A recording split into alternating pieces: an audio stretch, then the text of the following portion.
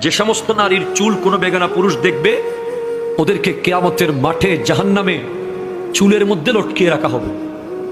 2, যে সমস্ত নারী স্বামীর সাথে তর্ক করে কথায় কথায়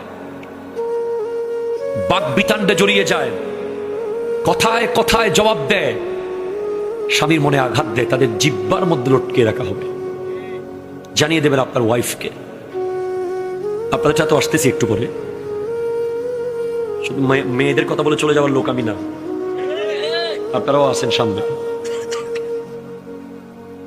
যে সমস্ত নারী পরকীয়া সম্পর্কে লিপ্ত এবং বিয়ের আগে বিবাহ বহির্ভূত প্রেমে লিপ্ত, এই সমস্ত নারীদের বুকের দুধের স্তরের মধ্যে প্যারাক মেরে লটকিয়ে রাখা হবে জাহান্নামে। নাউজুবিল্লাহ। 4, যে সমস্ত নারী উপকার করে খোঁটা দেয় তাদের শাস্তি হলো তাদের মুখ দিয়ে বিভিন্ন অঙ্গ দিয়ে আগুন বের হবে। 5, যে সমস্ত নারী ভালোভাবে পবিত্র হয় না, নামাজ নিয়ে হেয় করে, ঠাট্টা করে, ওদের মাথা হবে কুকুরের মতো, গা হয়ে যাবে গাধার মতো। নাউজুবিল্লাহ। অথবা যাদের হাত পা বেঁধে রাখা হয়েছে, সাপ বিচ্ছু ছেড়ে দেওয়া হয়েছে, এরাই শাস্তিটা পাবে।